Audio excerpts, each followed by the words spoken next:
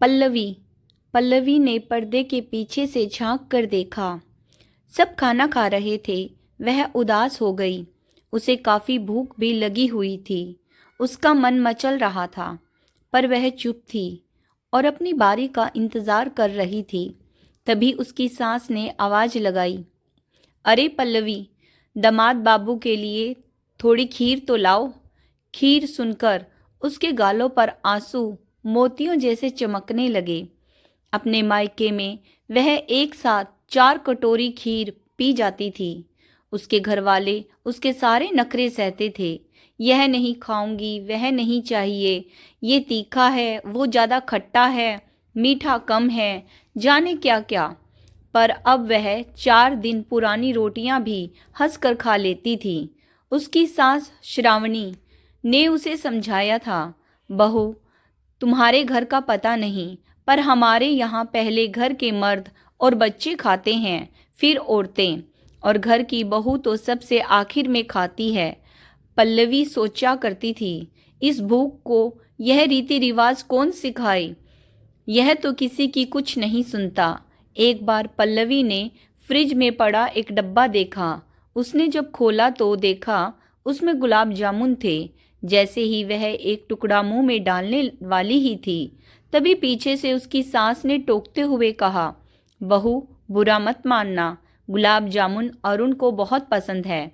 हम तो औरतें हैं, कुछ भी खा लेंगी, ना मिले तो भी कोई बात नहीं।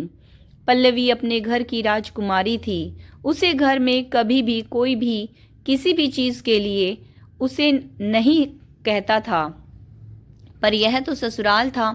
अपना दर्द छुपाते हुए पल्लवी ने डिब्बा फ्रिज में वापस रख दिया। उसका आत्मसम्मान भी नहीं माना कि अब वो उस गुलाब जामुन को खाए।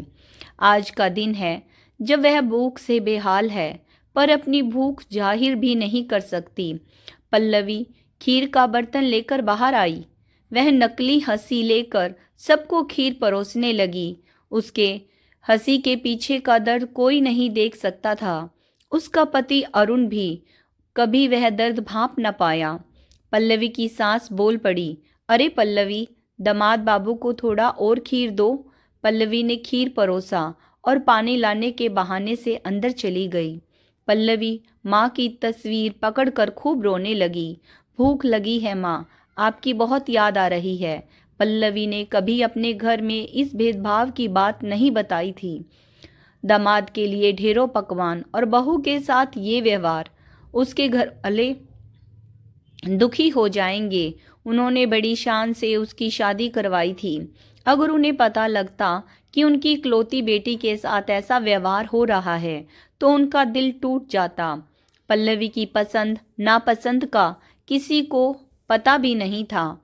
अरुण बुरा नहीं था, पर उसकी परवरिश ऐसे घर में हुई थी जहां औरतों के लिए अलग मर्यादा थी। अरुण बिल्कुल अपने पिता जैसा था।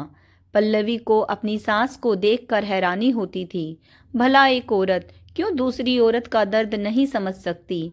क्यों वह दूसरी औरत के लिए बदलाव नहीं लाने की कोशिश कर सकती? पल्लवी की सास श्रावणी और ससुराल वाले चाहते थे कि वह बिल्कुल श्रावणी जैसी ही बन जाए। पल्लवी कोशिश भी कर रही थी, पर वह माँ बनने वाली थी। उससे भूख बर्दाश्त भी नहीं हो रही थी। उसका 7वां महीना चालू था। उसने अपने हाथ से माँ की तस्वीर हटाकर सोनोग्राफी की रिपोर्ट पकड़ते हुए कहा, भगवान, मुझे बेटी ना देना। उसने अपने पेट को स्पर्श किया तो उसे ऐसा लगा जैसे उसका बच्चा कह रहा हो, माँ, मुझे भूख लगी है। पल्लवी सी सोच में डूबी थी कि अचानक उसका फ़ोन बजा और उसने जल्दी से फ़ोन उठा लिया, मानो वह इसी का इंतज़ार कर रही थी। माँ, आपको कैसे पता चल जाता है? पगली, कैसी है तू? समय पर खाना तो खा रही है ना? तेरे लिए लड्डू बनवा रही थी, तभी तेरी याद आ गई। दामाद बाबू ने कामवाली को रखवाई है ना? बस तू अपनी सेहत और अपने खान पीन पर ध्यान दे। मुझे तो तेरे जैसी प्यारी सी गुड़िया ही चाहिए। माँ की बातें सुनकर पल्लवी रो पड़ी और मानो जैसे उसके दिल से आवाज़ निकली, भूख लग रही है माँ। क्या हुआ मेरी बच्ची? उन लोगों ने कुछ किया क्या तुझे? तूने खाना क्यों नहीं खाया? तू कुछ छिपा रही है, ये मैं जान गई थी, पर क्या ये नहीं समझ पाई? बता मुझे क्या हुआ? खाने को मिल जाता है माँ, पर सब चाहते हैं मैं आखिर में खाऊं। मुझे बहुत भूख लगती है, बस देर से और अपने समय से खाते हैं। ऐसे में मैं क्या करूं? जीजा जी की पसंद नापसंद का सबको कितना ख्याल है, पर मेरी पसंद तो छोड़ो, कभी कभी तो बचा खुचा ही मिलता है। पल्लवी ने रोते हुए कहा, तू मेरी औलाद है ना? ससुराल में अदला बदला तो नहीं हो गई? शेरनी भेजी थी, चुईया कैसे बन गई? यहाँ तो सबको चुप करा देती थी, वहाँ क्या बदल गया? और तूने अरुण को यह सब बताया? उसके सामने हो रहा है ना यह भेदभाव? तुझे और कोई तकलीफ तो नहीं? पल्लवी की माँ ने ऊंचे स्वर में पूछा। अरुण अच्छे हैं माँ, मैं उन्हें चाहती भी हूँ, पर इन सब चीज़ों में कुछ कहते नहीं। उनकी माँ भी तो कब से यही रीतियाँ निभा रही है। वो तो 10 दिन पुराना खाना भी खुशी से खा लेंगी और उम्मीद करती है कि मैं भी खा लूँ चुपचाप खुशी से, पर मुझसे नहीं होता यह सब। लोगों को यह भेदभाव कोई कारण नहीं लगता, पर क्या दामाद और बहू को बराबर प्यार और इज्जत नहीं देना चाहिए? मैं हमेशा सबको खुश करने में लगी रहती हूँ। जीजा जी तो सबसे बड़े ताव से बात करते हैं, फिर भी उन्हीं को सर पर चढ़ाया जाता है। क्यों माँ? पल्लवी ने कहा। तो फिर तू इतने दिन चुप कैसे रही? हमने तुझे ऐसे नहीं पाला था, तू खुद भी ऐसी नहीं थी। सम्मान और प्यार अपनी जगह है और आत्मसम्मान अपनी जगह। तुझे मुंह खोल कर अपने लिए खड़ा होना होगा। कल को तेरी बच्ची हुई और उसके साथ भी यही सब हुआ तो क्या करेगी? रोती रहेगी? मैं और तेरे पापा हमेशा तेरे साथ हैं, पर उम्र भी हो रही है हमारी। किसी पर भी निर्भर मत हो। अपने लिए ही नहीं, अपनी बच्ची के लिए मुंह खोल।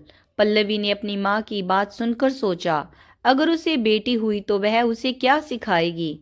मुझसे तेरी भूख देखी नहीं जाती, क्या तू देख पाएगी अपने बच्चे की भूख? पल्लवी खुद पढ़ी लिखी होकर अपने लिए बोल नहीं पा रही, उसकी बच्ची भी भूखी रह गई तो? मैं समझ गई माँ। पल्लवी मुस्कुराई। मैं आपको बाद में फ़ोन लगाती हूँ। पल्लवी खाने के टेबल पर गई और प्लेट निकालकर अपने लिए खाना लेने लगी। सब उसकी ओर हैरानी से देख रहे थे। पल्लवी की सास श्रावणी ने उसे रोकने की कोशिश की तो पल्लवी ने कहा, माँ, बाबा, दीदी, जीजाजी और अरुण, मुझे भूख लगी है और बहुत भूख लगती है। गर्भवती होने से पहले मुझसे भूख बर्दाश्त नहीं होती थी। हमारे घर में ऐसे कोई नियम नहीं थे, जिसको जब भूख लगती थी वो खा लेता है। अब भूख को कैसे समझाऊं रीति रिवाज? आप सबको जब खाना है खाएं, मैं परोस दूंगी, पर मुझे जब भूख लगेगी मैं खाऊंगी। और हाँ माँ जी, मेरे घर में पुराना खाना नहीं खाते। मैं तो सब बस आपकी खुशी के लिए सब कर रही थी। क्या आप जीजाजी को बासी खाना दोगी? अब नहीं होता। मुझे भी खीर, गुलाब जामुन और हाँ, पनीर की सब्जी, जो आप सिर्फ जीजाजी, दीदी और अरुण के लिए रखती हैं, पसंद है।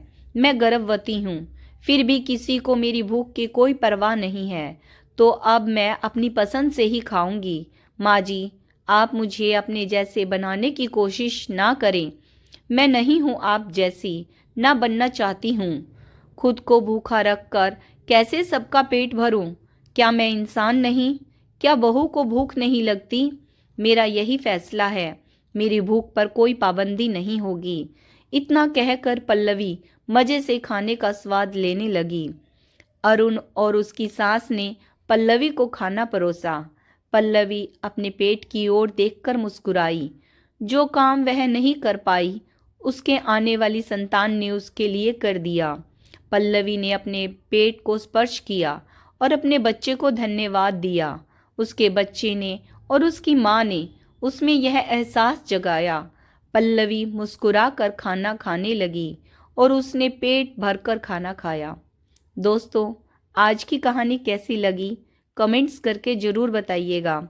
अगर कहानी पसंद आई है, please like, share and subscribe my channel stories bye Sunita Saini. Video को यहाँ तक देखने के लिए आप सब लोगों का बहुत बहुत बहुत बहुत धन्यवाद।